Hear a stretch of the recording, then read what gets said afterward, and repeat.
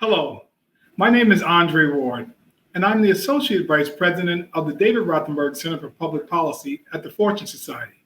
Welcome to Both Sides of the Bars, a discussion-driven show that examines the legal system from various perspectives, including people most impacted by the criminal legal system. We discuss critical questions about how the current system works, its intersections with social justice, and we highlight the efforts that are being made to improve the lives of everyone impacted. We ask you, the listeners, and the viewers to spread the word about Both Sides of the Bars and share your comments with us on Twitter at TheFortuneSOC. Today's show is entitled Automatic Expungement. Why is it so important for people with conviction histories? Over 70 million Americans have criminal records, which keeps many from accessing basic opportunities like employment and housing. Due to the prevalence of background checks, many people with past convictions feel they can never move forward with their lives. With 400,000 plus New Yorkers arrested on criminal charges each year, the exclusion of people with criminal records from employment opportunities via background checks and other barriers hurts productivity and deprives the workforce of crucial talent. The ACLU estimates that nationally, excluding individuals with conviction histories from the workforce costs the economy between $78 billion and $87 billion in lost domestic product. Automatic expungement is fundamental to addressing the wrongs of over-policing, excessive prosecution, and racial injustice in our criminal legal system, and to reducing the systemic barriers that disproportionately impact low-income individuals of color. In New York City, for example, 48% of those arrested for marijuana charges or marijuana possession in 2017 were Black, 38% were Latinx, and only 9% were white. In this episode, we're going to talk about the importance of automatic expungement for people with histories of involvement in the criminal legal system.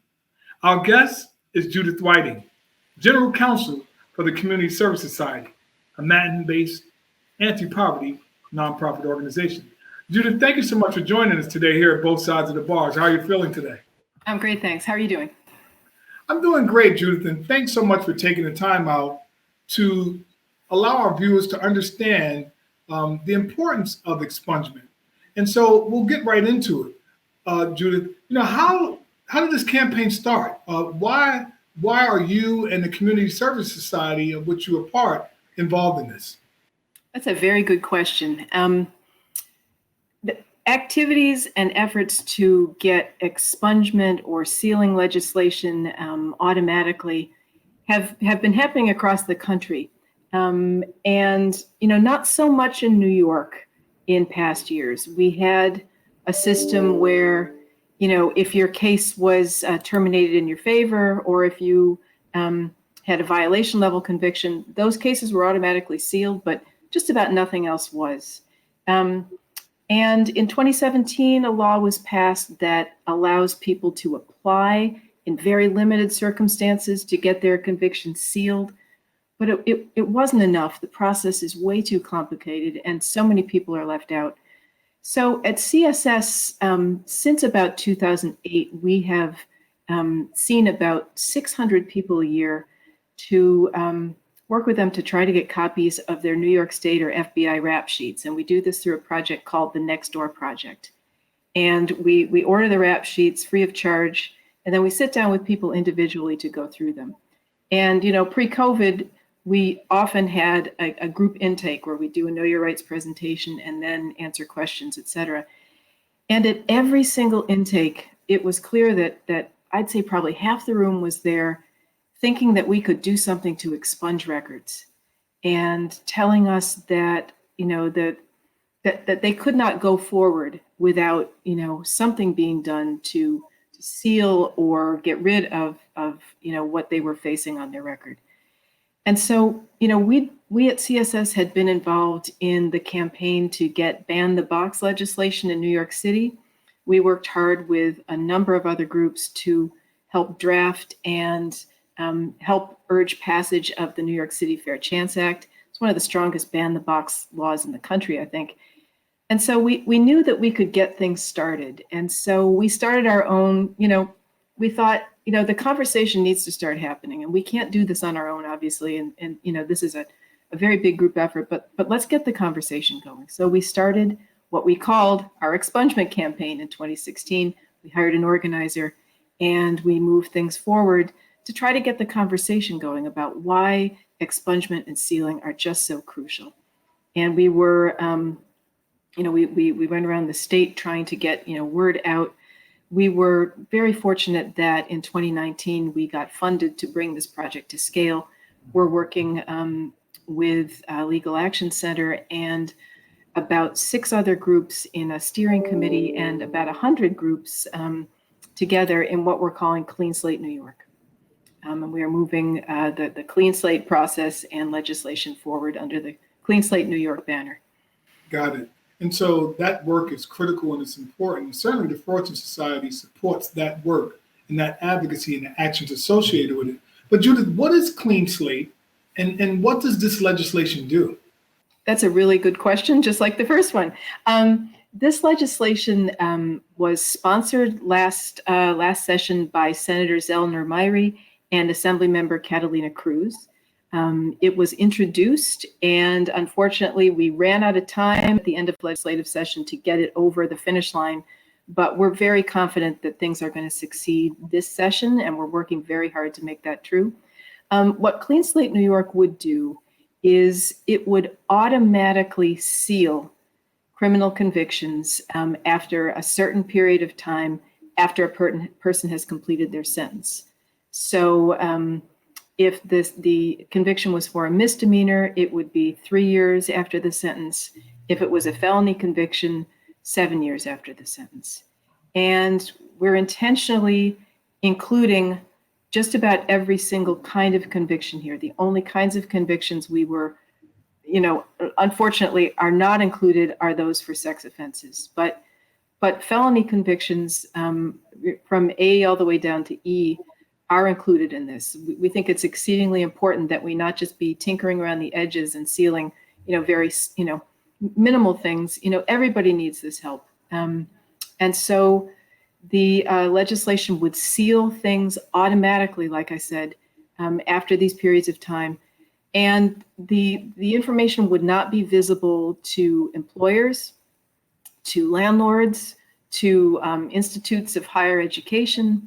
And so the idea is that it would allow people to move forward and really to become full participants again in the life of their communities. Yeah, Judith, you and I were in New York City, so obviously this bill would impact New York State. But does New York currently have any legislation that automatically seals or expunges records? Yes, we do.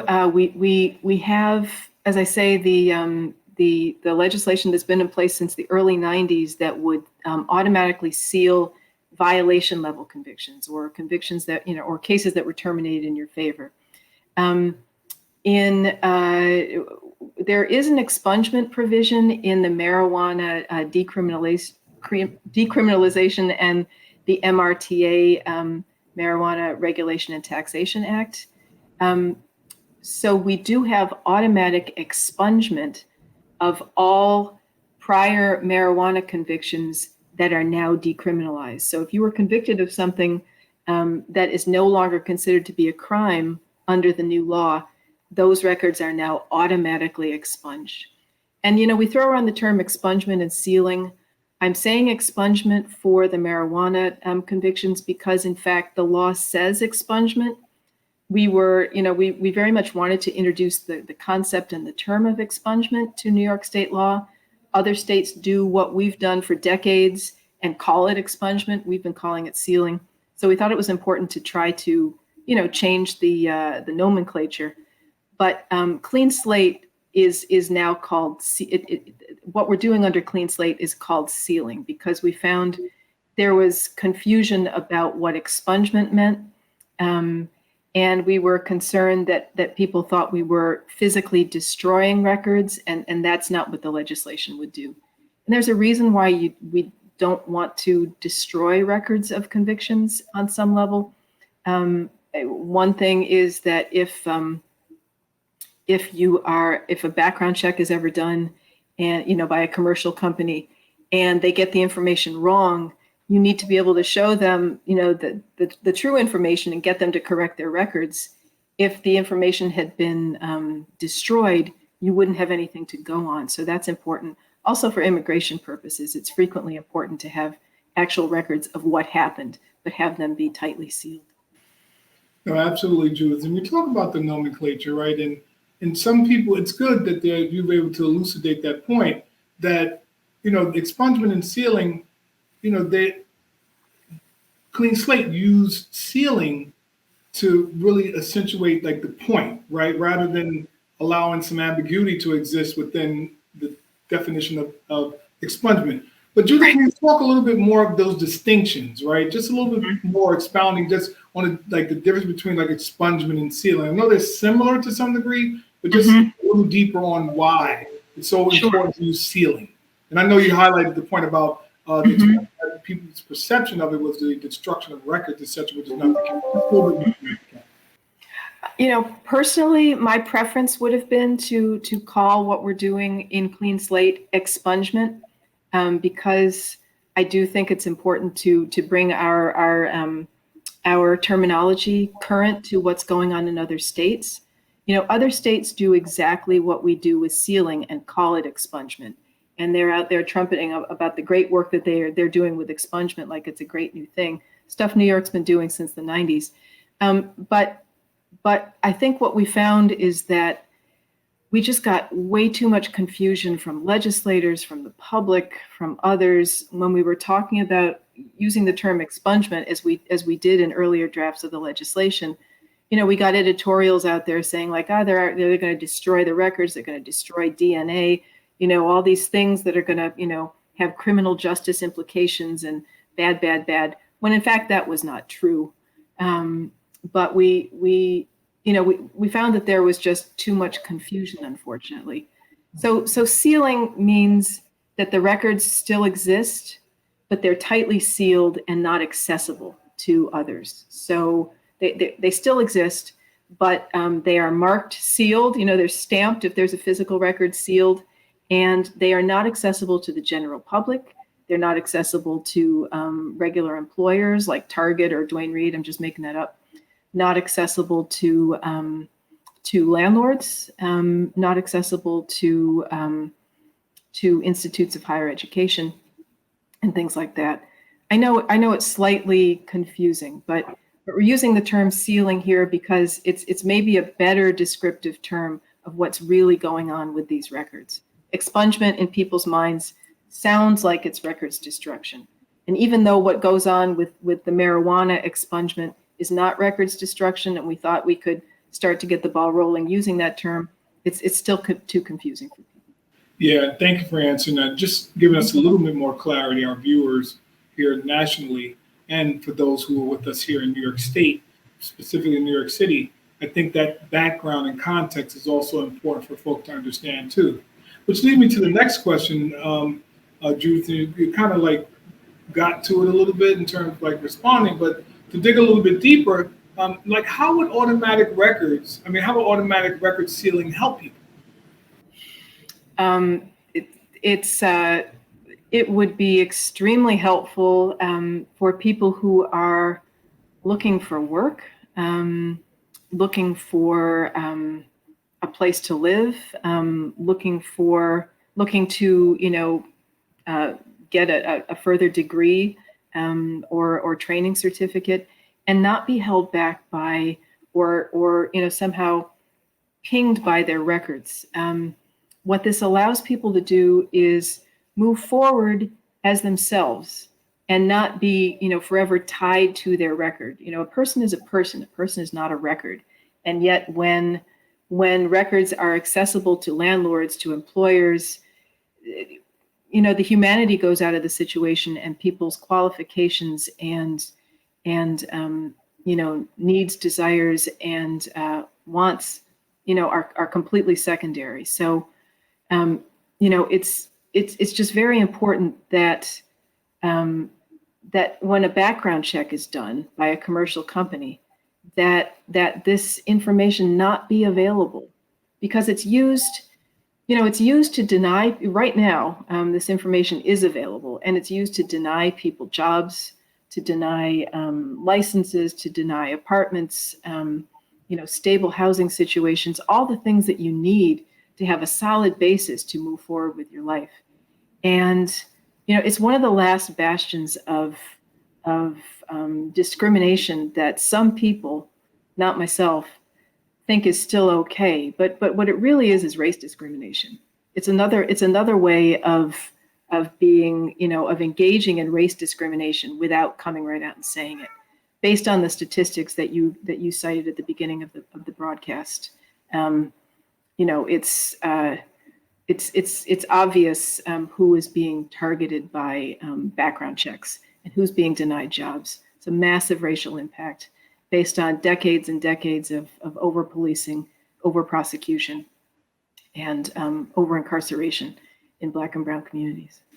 And so we know, Judith, too, right, it has a disparate impact on people of color, right? That kind of inherent bias and discrimination, specifically in areas that you reference, right? Mm-hmm. And so I know the Fortune Society is involved in the Fair Chance for Housing campaign here in New York City to end discriminatory practices in housing against people who have histories of involvement in the criminal legal system. So we see and we support fully Clean Slate, knowing that the value of expungement is so critical to allowing people to access the opportunities to simply live a life of contribution, Judith. Right. And that's it, right? You want people to live a life of stability, to live a life of contribution.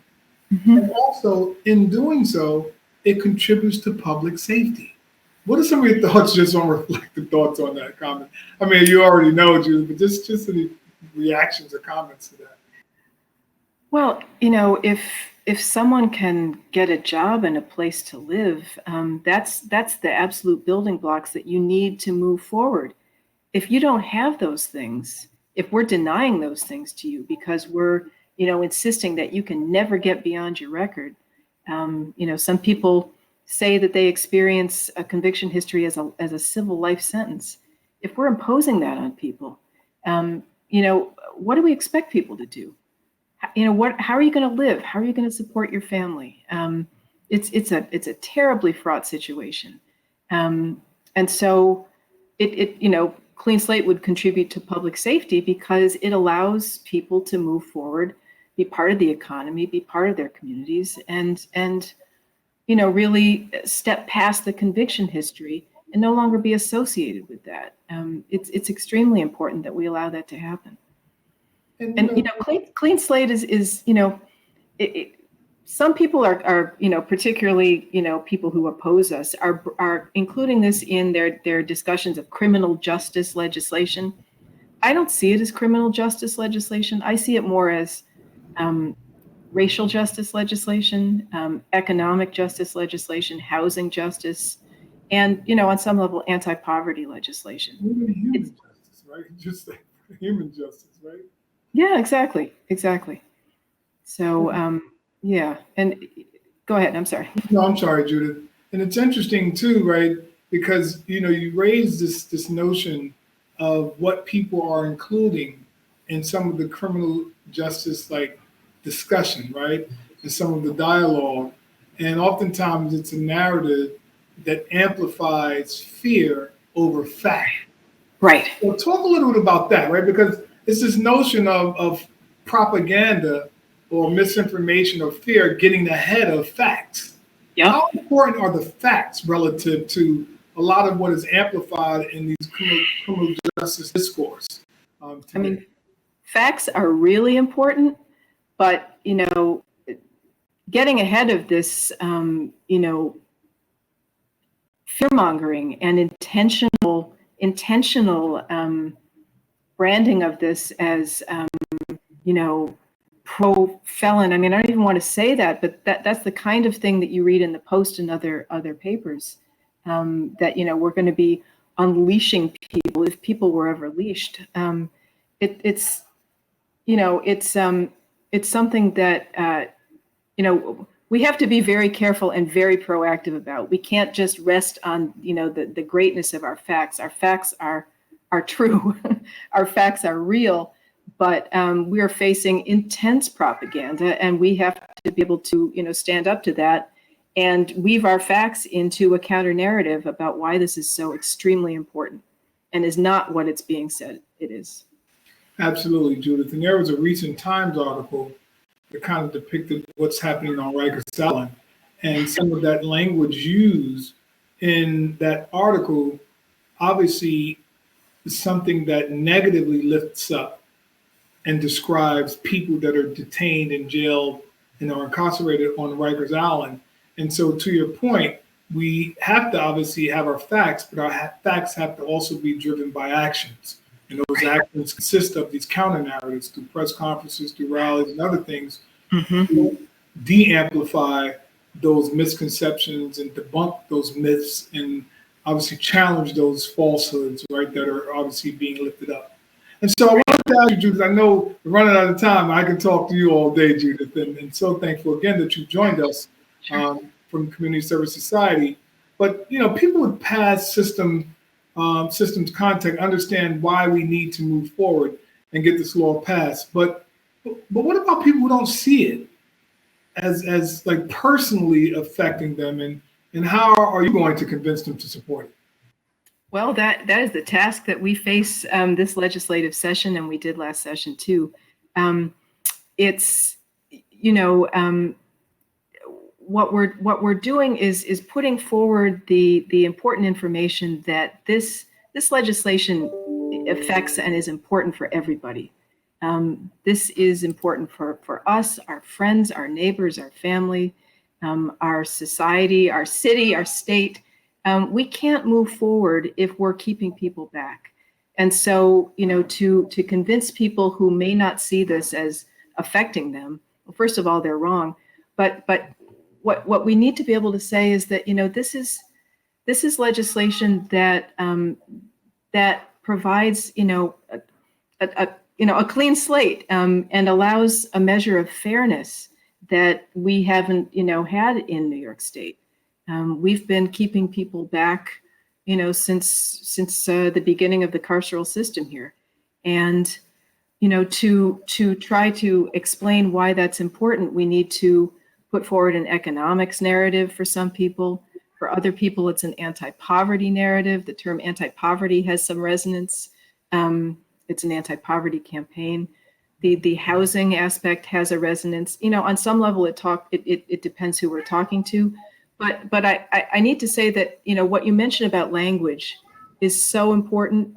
We always, go back to Eddie Ellis's language letter because he's certainly not the first person who thought about it, but he's the first person who really put it out there in such a powerful way about why it's important not to be, using the same terms over and over and over again. We try very, very hard to push our campaign forward with the spirit that the late Eddie Ellis gave us. Yeah, thank you, Judith. And how can people here in New York City, in New York State, get involved in supporting the Clean Slate bill and just get involved in the advocacy efforts and actions associated with that campaign? Well, we are on Instagram, we're on Facebook, we're on Twitter. We have a website, www.cleanslate.org. We would love it if you joined us, followed us on any of those platforms. We are regularly having actions and rallies and town halls, Instagram Live sessions. We would love to incorporate you, have you be as active with us as you feel you can be. Our campaign is growing, and we would love to have you be a part of it.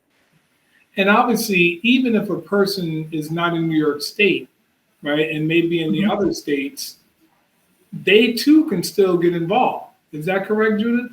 That's right. Absolutely. Through following us on social media, through all of the things I just said. You need not live here. It's great if you do, but if you have a concern about what's going on in New York State and how we're treating people and how we can, fix that through this legislation, I'd urge you to join us. And obviously the meetings, you also have monthly statewide meetings that are held Yes. virtually. So folk who may be in different states that are also interested in advocacy and legislation as it relates to this can join virtually. That's right. That's right. Engage other stakeholders, community organizers, advocacy groups, and organizations that are pushing the bill. Is that correct, Judith? That's right. Our monthly meetings are open to all members of the campaign, and just sign up with us on our website or through our social media platforms. And we bring you up to date, and on a monthly basis, it's done by Zoom. And I think that's going to continue no matter, how our public health situation improves, because we've been able to, it's much more convenient right now, though a number of our actions are beginning to be in person. But these monthly meetings, as you say, are by Zoom, and we'd love to have you join. Judith Whiting, General Counsel for the Community Services Society. Thank you so much for joining us here to be on both sides of the bars. And to our viewers, I thank you for giving us your thoughts. I thank you, obviously, Judith, for giving your thoughts and your observations about Clean Slate, which is really, really important. And I thank you, the viewers, for joining us all for this thought-provoking discussion here on both sides of the bars. In the meantime, on behalf of the Fortune Society, we thank you so much for tuning into both sides of the bars. If you're interested in finding out more about the Fortune Society, please check us out on the web at fortunesociety.org. That's fortunesociety.org, or on Facebook by typing in the Fortune Society. We're also on Twitter, as I mentioned very early on, and we ask that you use those platforms to learn more about the work Fortune is doing to engage our community, to engage people who are being released from jails and prisons, and ultimately the advocacy work that we're doing to effectuate meaningful change within the policy realm. My name is Andre Ward, and as always, I thank you for joining us as we critically look at both sides of the bars.